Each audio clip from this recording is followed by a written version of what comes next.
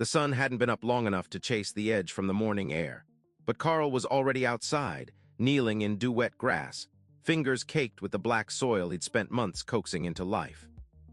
He reached out, checking the wild bergamot that swayed like lavender fireworks, purple petals alive with bees that hummed their quiet thanks. There was a comfort in that soft chaos, every bee making its secret contributions with a kind of military precision Carl admired. He never gave orders out here, he only watched. But on this morning, even the garden's early calm couldn't mute the shout of neon stapled to his fence. A rectangle of rage-orange paper, bright as sunset, pinned right above the weathered latch. It caught his eye the way a flare snaps a soldier's instinct wide open. The words danced in harsh block letters. Property non-compliant, daily FINES begin tomorrow. Each line underlined 3 times, gouging through the notice. Carl's stomach tightened up, a feeling he hadn't carried since he'd left the army. He covered the ground quick, dirt trailing on his boots. The paper felt thin, desperate in his hand. He scanned the rest.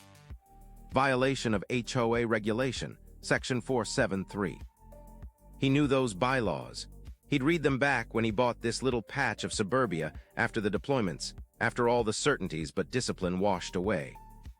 He'd always followed the rules, but he'd never seen a violation stapled right through the heart of his privacy. He glanced across the street, catching sight of movement. It was Ben, the neighbor's youngest, maybe 10, clutching a skateboard and staring wide-eyed at the cluster of handmade bee hotels near the garden's edge. The kid looked like he'd found a crime scene, mouth hanging open, eyes bouncing from Carl to the cheery, painted boxes housing dozens of mason bees. "Don't they sting?" Ben called, voice small. "Not the ones that live here," Carl replied, too quietly maybe. "They're helpers." But it hardly mattered. As Carl peeled the notice off the wood, he spotted something weird. A black sedan with tinted windows idling half a block away, engine soft and slow. For a split second, Carl caught the glint of someone watching. He turned, meaning to wave, maybe to challenge, just as the car slid forward. Its tail lights blinked, then it vanished around the corner without a sound. The hair on his neck rose. He couldn't shake the feeling that the garden, the bees, the riot of color, meant more than flowers to some people. He thought about the whispers he'd started hearing. About Mrs. Ellington, the president, who rarely left her porch except on inspection days with her clipboard close enough to tap every fence post. He glanced back at the notice, seeking this mysterious Section 473. It didn't ring any bells. He checked the small print again, nothing but a number and a 3-word reason. Property non-compliant plantings. He squatted by the fence post, heart pounding with a mixture of old reflexes and new suspicion. Bees buzzed behind him, oblivious to bureaucracy. Carl took out his phone, intent on emailing the board, but then paused. Whose eyes were on him? He scrolled his contacts, searching for an old friend, a JAG lawyer in retirement now, and shot him a quick text. Need to talk HOA trouble, orange notice, unknown clause. No smiley, no explanation. As he walked the yard, Carl tried to shake the feeling that something was off. The native coneflowers, black-eyed Susan, goldenrod, all had roots deeper than any grass. Birds flashed through, chasing insects he'd worked to attract. Nothing here seemed out of place, except for the notice. He went inside, poured himself coffee, and found his hands trembling as he traced the edges of the violation. How could a garden meant for pollinators, carefully grown after years of sterile lawns, be worth a triple underlined daily fine? He noticed for the first time that his recycling bin, left curbside last night, had been moved several feet off the drive. Wheel tracks lined up with where he'd seen the black sedan. But why would someone care where his flowers grew? Why did a clause with no definition threaten him at dawn? Before he could sit, his phone buzzed, a neighbor's forward. "Did you get one too?" Attached, a blurry photo of another orange notice, stapled to someone else's fence down the block. Different house, same accusation. Carl stared out across his garden.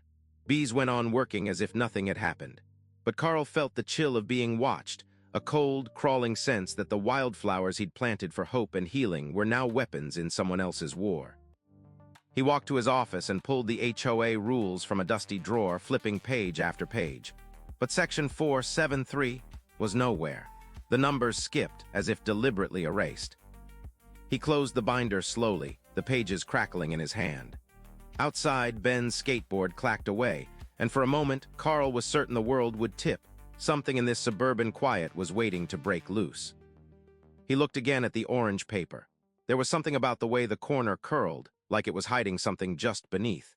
If he'd turned the notice over, maybe he'd have seen the second, fainter set of numbers, handwritten, almost invisible, and definitely not there by accident. But Carl didn't flip it. Not yet.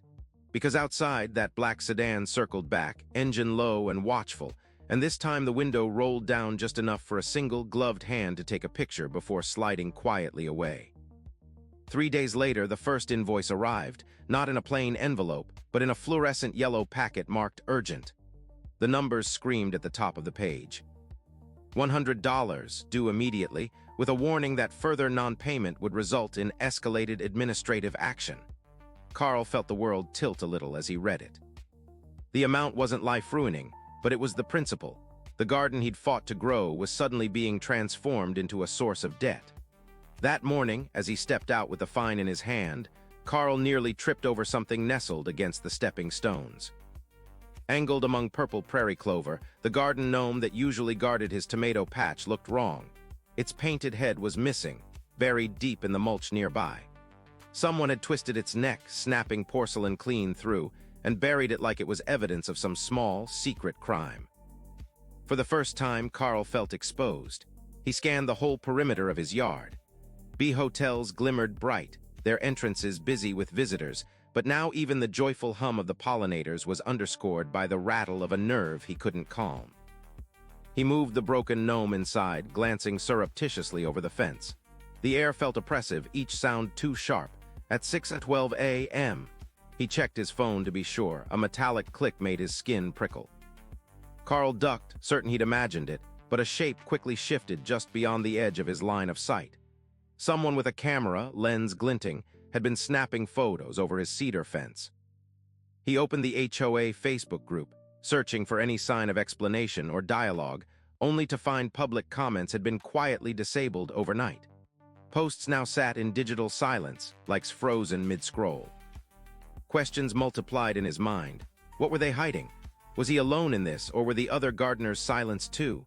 The uneasy quiet stretched into the afternoon. Just before dusk, Carl watched through his living room blinds as the board's vice president stooped in her front yard, a flower pot clutched tight in her arms.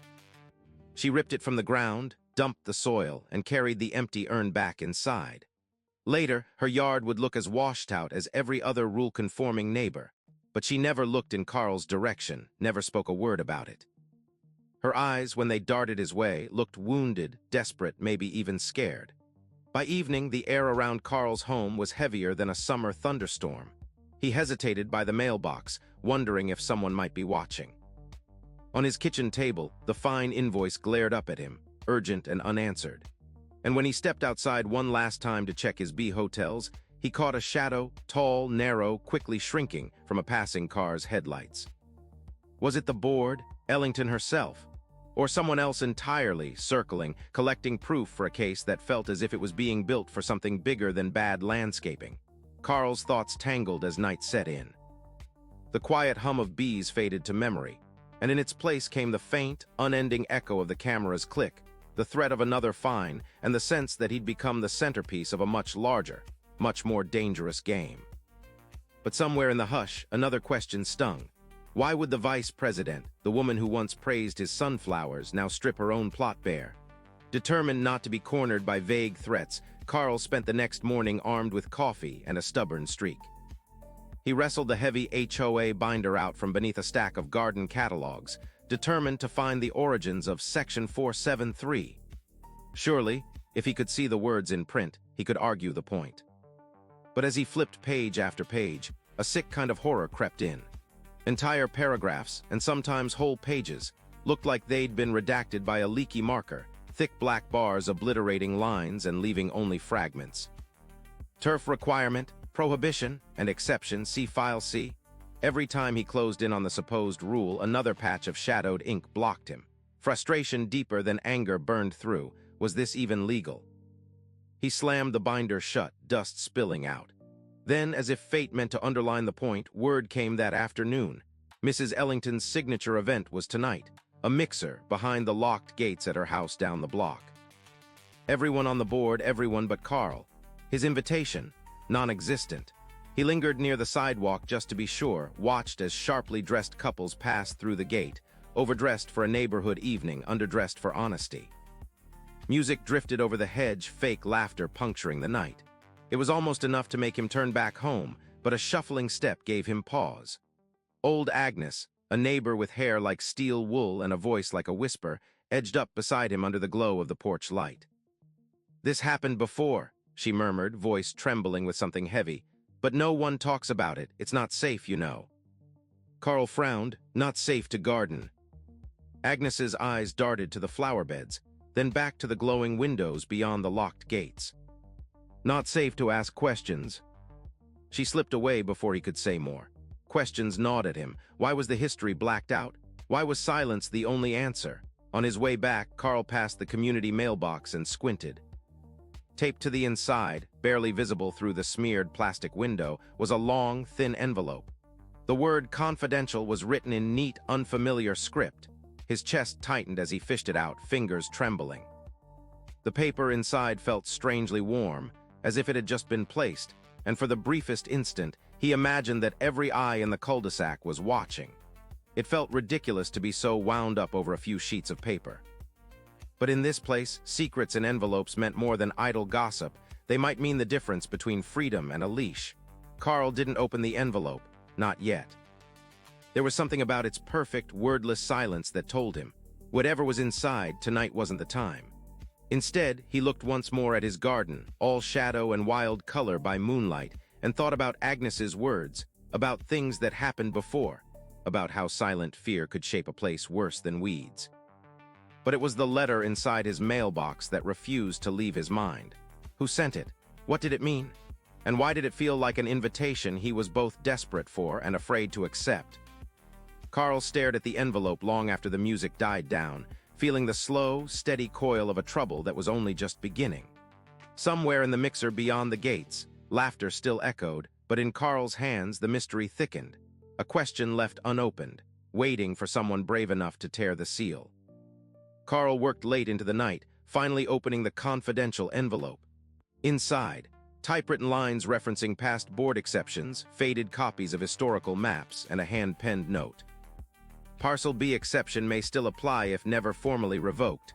Beneath that, a small warning. Use with caution, trust no one.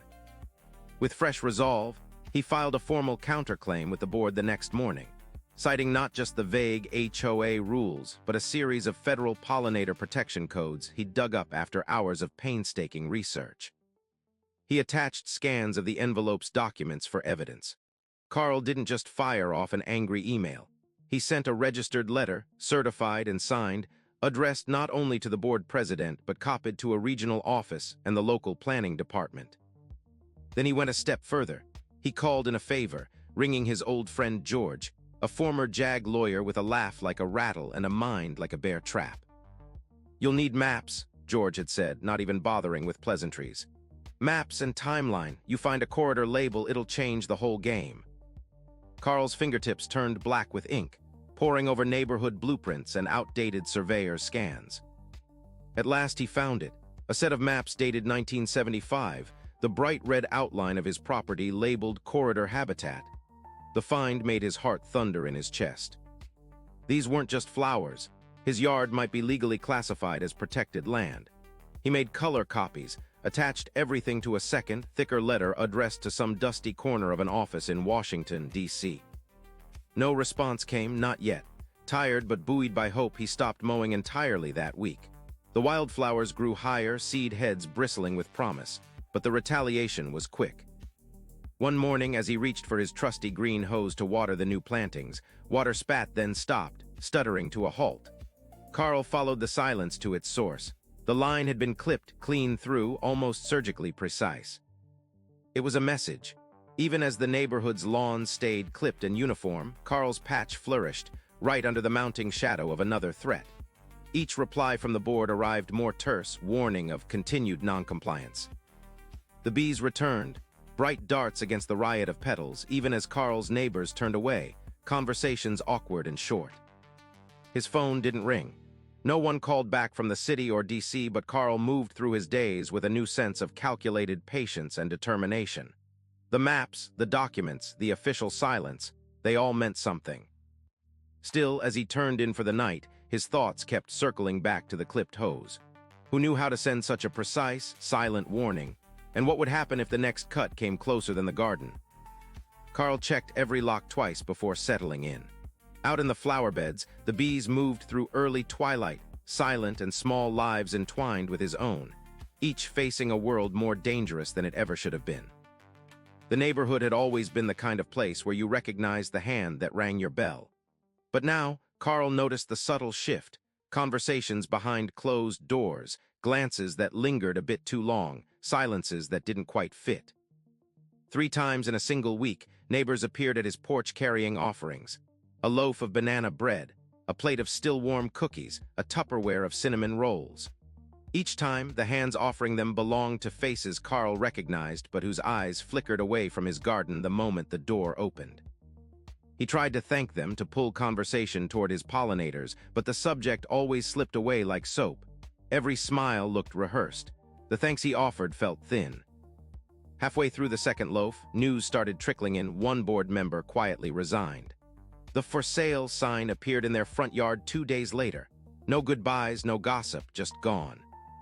Carl scrolled the neighborhood online group late at night, watching the thread grow wild after someone posted, "Let the bees win."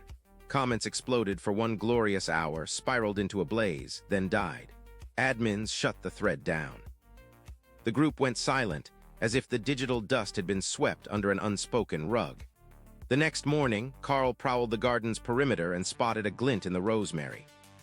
He knelt, heart rattling, and found a small, green-lensed trail cam pointed straight at his bee hotels, its motion light blinking in the half-light. He followed his own instinct, quietly tracing the wires back to the edge of the fence. The trail cam didn't belong to him, and the angle captured not just his plants, but the windows of his house as well. That afternoon, thunderclouds stacked up across the sky. Carl worked through the growing wind, ignoring the side-eyes from passing joggers. As the rain began, he planted a new sign at the front edge of his wild garden, a small, careful hand-painted board. Native species protected by law. The paint smeared a bit in the storm, but the words stood their ground. Inside, as rain lashed the glass, Carl felt the division. On one side, tradition, manicured turf, a fear of disruption. On the other, the quiet, defiant hum of life that would not be ruled by a committee vote. Sleep did not come easily. The trail cam's blinking eye haunted him. The board's silence was more hostile than words. But in the roar of the storm, Carl dreamed of bees moving through his flowers, persistent and real. The day never quite breaking, each new problem hiding behind the drizzle, waiting for dawn. Even the banana bread didn't taste as sweet. The envelope from the association arrived with no fanfare. No signature, no name, just a letterhead and a single bold sentence. A lien has been filed against your property for continued non-compliance. Carl read it twice, heat rising in his cheeks. A lien, one of the most severe bullets in the HOA arsenal. If he did restore turf compliance within 10 days, there would be more than fines. The letter hinted at legal fees, foreclosure threats in the subtext. He blinked, scanned his yard, and really saw, how his wildflowers now stood like a declaration against a field of sameness. The bees seemed to sense the tension, too. They dove into coneflowers, oblivious to drama, but Carl noticed the way neighbors paused at the mailbox, pretending not to see any of it. Later that afternoon, landscapers appeared, 3 men in green shirts, boots muddy from earlier rain. They eyed Carl warily as he stood his ground by the gate, refusing them entry. The standoff was silent, tense. After a whispered phone call Carl couldn't overhear, they packed up and left without a word. That evening, the air was thick with growing unease. From a distance, Carl could hear angry voices. Someone was canvassing signatures, banging loudly on doors. Word spread of a petition, the demand for HOA purity, enforcement, and the restoration of community standards. Darkness settled, but tension did not break. Just after 10, as Carl set out new solar lights among his mulch beds, a strange hush swept the block. Within minutes, 2 houses, formerly friendly homes, lost power entirely. Porch lights died, televisions blinked out. It was as if some invisible finger had pressed a button in the sky, and if he hadn't known better, Carl would have called it sabotage. The next morning, tempers frayed. The petition campaigner fumed at every mailbox, but his clipboard gained few signatures. People avoided his gaze, more uncertain than angry now. Carl's phone buzzed as he bent to check another B box. His own system of garden cameras sent a single, half-blurry image. A movement at the edge of the transformer the night before. Tall, thin, backpacked. But the image was too distorted to identify. And as he unplugged his dead solar lights, Carl found a strange set of boot prints, too large for a child, too clean for a worker, set deep in the mud beside his house. Questions tangled. Was it the board trying to escalate, or someone else using power as leverage? Did anyone know about the petition leader's ties to the old leadership? Or about the quiet neighbors who never planted a single flower, but knew every line of the covenants by heart? Carl marked the due date of the lien on his fridge calendar. His stomach knotted as the hours ticked away. But somewhere beneath all the chaos, Carl wondered if the blackout was really about him at all, or just the first sign the rules were fracturing, the order that once ruled these streets beginning to fail. And as he sat in the kitchen, list in hand, new solar batteries yet to be installed, Carl realized there was something crucial in the mail pile that he hadn't opened. A letter, thinner than the lien, lay wedged behind a bill. The return address was blurred by rain, the name unreadable. It waited on the counter, untouched, its weight entirely out of proportion to its size. Carl spent the next sunrise inside the musty county library, nose to paper, old blueprints spread across a wooden desk. He'd been searching for something he couldn't quite define, a gap, a loophole, a missing hand in the lineage of all the property's rules. It was there in the microfiche haze of an old zoning record that he found it. A line nearly buried. Pollinator exception, parcel B, isolated since 1963. It hadn't been mentioned in a single modern bylaw, and apparently hadn't been struck down or absorbed. A window left unclosed, a detail the modern board either didn't know about or hoped would stay hidden. For a moment, Carl felt something like victory, then doubt. If it was really that simple, why hadn't it come up before? He copied down everything, his hands shaking. On a hunch, he called a contact at the university, a young ecology grad student, Harper, known by reputation for troublemaking. The reply came quick and bold. "They're not going to like this. You need to press hard." Carl's nerves stretched tighter. Back at home, the board responded to his B boxes, 3 new ones set near the wild indigo, with an instant fine. But this time, Carl planted decoys, empty shells painted to match his originals. When the official notice cited non-compliant new structures, he smiled. They'd find him for hives that contained nothing, just painted wood. Evening drew down, and Carl spent hours assembling an ironclad set of legal filings. Old plat maps, wildlife codes, and copies of federal preservation acts. His letter was dense, a petition to declare beneficial habitat, properly notarized, every document referenced like clockwork. He mailed it registered, tracking number scrawled in permanent marker. The tension in the community crackled. Some neighbors peered from behind blinds, others looked away when Carl waved. Wordless lines were being drawn in the dirt, support or silence. As twilight approached, he stood under his porch light, watching the wind run in waves across the black-eyed Susans. It seemed things were finally aligning in his favor. He'd found proof, garnered support from a university mind, set the board up with their own mistakes. But as he filed away his fresh legal letters, a knock sounded at the back door. No one was there, only a single bee battered by the wind crawling across the glass. It was a coincidence, surely. Yet in the morning the wind had dropped, and for the first time Carl noticed footprints circling the side gate, an unshod tread like sneakers or slippers. No one in the neighborhood owned those shoes. His pulse quickened, questions multiplying. Was the proof enough, or was he just inviting another set of eyes to look even closer at things best left buried? And what else, hidden in the records or under the surface, was waiting to be uncovered next? It was the crash at dawn that woke him, the shattering sound echoing off siding and soil. Carl stumbled out, heart pounding, to find one of his bee hotels reduced to a mess of splintered wood, its painted face broken open like a wound. He counted bees caught in the mess, crawling through scattered tubes. The attack was no accident. Someone had meant for this to be seen, meant for the ruin to carry a message bigger than fear. That afternoon, he called the police, hope flickering that maybe official intervention would mean something. But when the officer arrived, he barely looked at the mess. "Vandalism's tough to prove with backyard cameras," he offered, eyes lingering a beat too long on Carl's sprawling garden. "You sure none of your own neighbors saw anything?" His words floated, more accusation than sympathy. Carl walked back inside, shaken. When he checked his garden security feed, his heart stopped, the crucial minutes just before dawn missing. No error, just blank tape. He followed the cable run, expecting to find a gnawed wire or a chewed plug, but instead, when he pried it loose, he spotted something tiny. Surgical scissor marks, the cut edges perfect, not chewed, sliced. Whoever did this came prepared.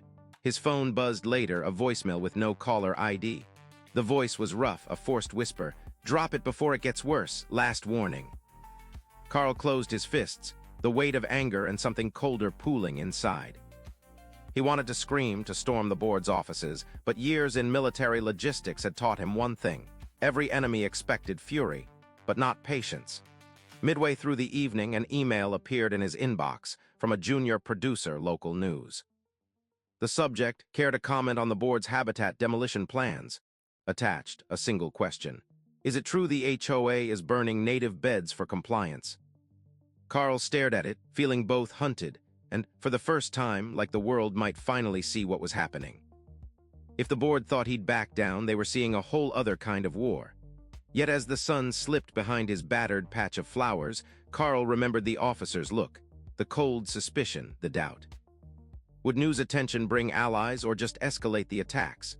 The destroyed B hotel sat as proof in the garden, and Carl found himself turning the broken pieces over and over, searching for the tiniest clue.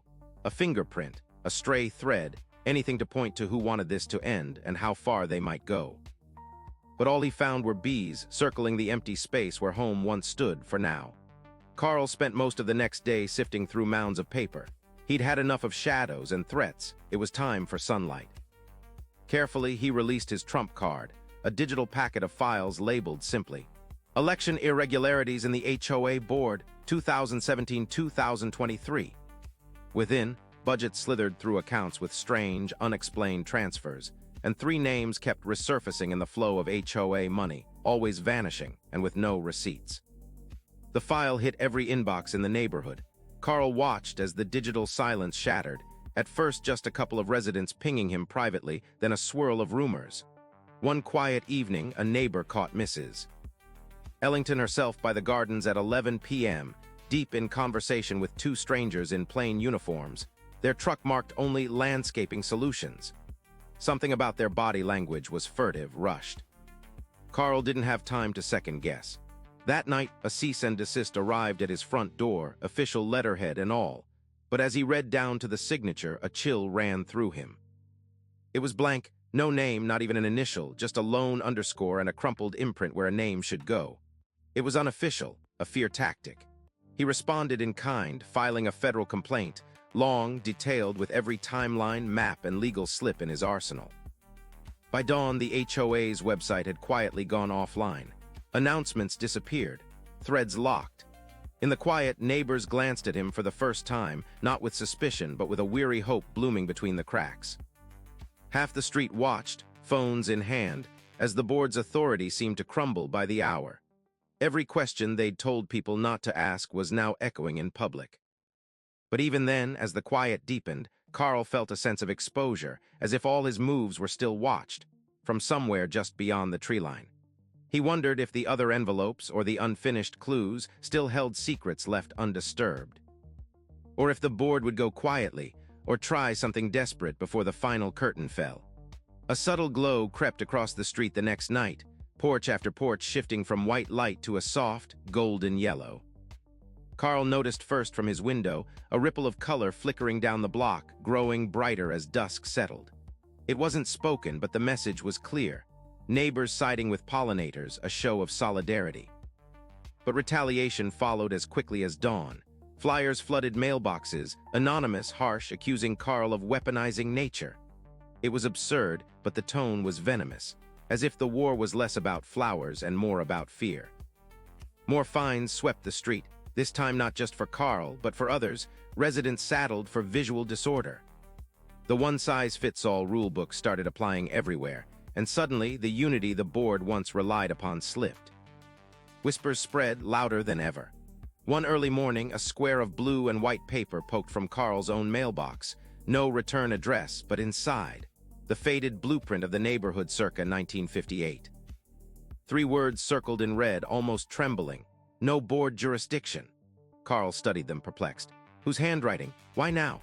The next weekend, as the community garage sale sputtered under cloudy skies, a board member slammed trunk and stormed off mid-sale, flashing resignation in front of neighbors. Gasps and murmurs traced through the gathering, curiosity multiplying. What else was out there? What else had the board hidden? Inside, Carl spread the blueprint on his worktable, tracing the lines. Every new piece of paper led to another question. Every show of support felt laced with a warning, a hope, and a threat all at once. With each yellow light that flared after sunset, the board's control dimmed. It became less about compliance and more about the right to stand one's ground. But the blueprint's secret gnawed at him. What was no board jurisdiction meant to protect, and why was it sent now just as the old order started to crumble? The motion started quietly, just 3 neighbors leaning together by a mailbox, voices low. "We should call a vote of no confidence," one said, her voice trembling between fear and hope. From there, the idea exploded. By the weekend, the entire community buzzed with rumors, petitions, and whispers of dissolution. A video went viral. Bright, upbeat Ella, the teenage neighbor with a TikTok following, made a sweep through Carl's garden, floral patterns alive against the mess of suburbia. She called it the Freedom Yard. Within hours, local journalists picked it up, casting a new light on once silent beds. Meanwhile, the board faltered. Too many resignations, too few loyalists left to keep the wheels turning. At the next scheduled meeting, they couldn't even make quorum. Chairs sat empty, nameplates unattended. The hall was eerily quiet, sunlight drifting through the dust motes, as if the whole neighborhood was holding its breath. Carl watched through blinds as a news crew parked outside. Camera focused on the riot of native flora, his faded, protected by law sign at center frame. Reporters asked about illegal assessment fees, hinting at a mess that went deeper than just turf and weeds. Still, the opposition clawed at relevance. Petitions, counter-videos, more flyers. But their words lacked teeth now. The crowd of supporters had only grown. That evening, Carl uploaded his final file, a full HOA tax disclosure redacted by state review, copied to everyone, the press included, every missing line a question, every opaque edit an accusation. But something about the silence inside the board's office nagged at him. No one claimed responsibility. No one offered any final threat. And when the last official document arrived, unsigned, its meaning encrypted in technical jargon, Carl knew the battle might be over, but a war of secrets and silence lingered, waiting for the final shoe to drop. Official word came from the state in a letter thick with legalese. Carl's property was now shielded by provisional pollinator sanctuary laws.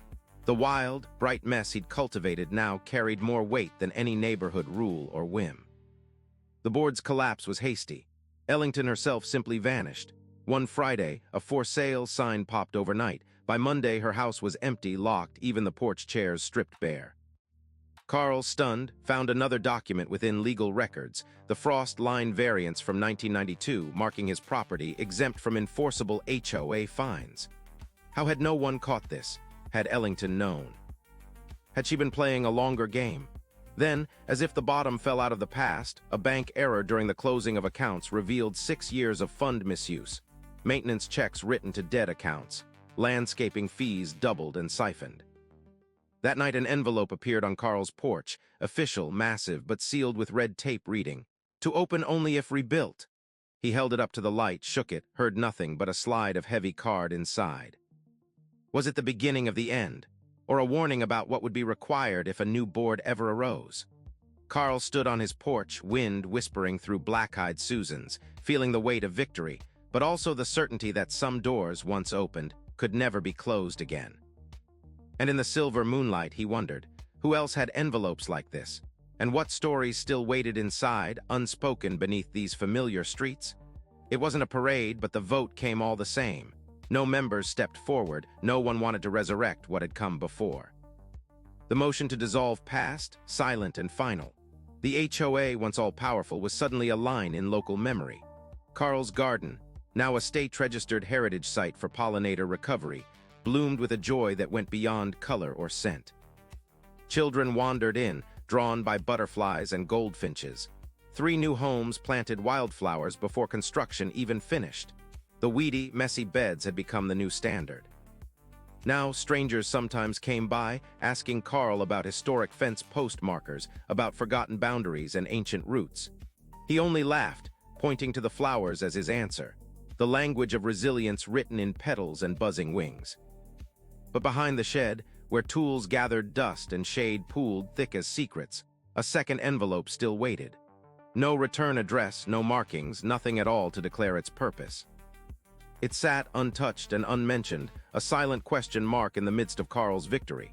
When he checked it, sometimes, he felt its weight shift slightly in his hand, as if what lay inside was watching, waiting, measuring what came next. Carl never spoke of it. Some mysteries weren't meant to be solved, some stories better left unfinished, their lessons humming quietly through the air like bees moving from one wildflower to the next. And somewhere in the hush of late summer, as dusk settled and the garden pulsed with life, Carl wondered, was the real war over or just sleeping beneath the surface? He smiled at the thought. Because in this world there was always another secret waiting to bloom. If this story moved you, share it. And don't forget to subscribe for more real stories where justice, courage, and community collide. Hit that notification bell so you never miss a moment where the little guy stands tall. We'll see you in the next one.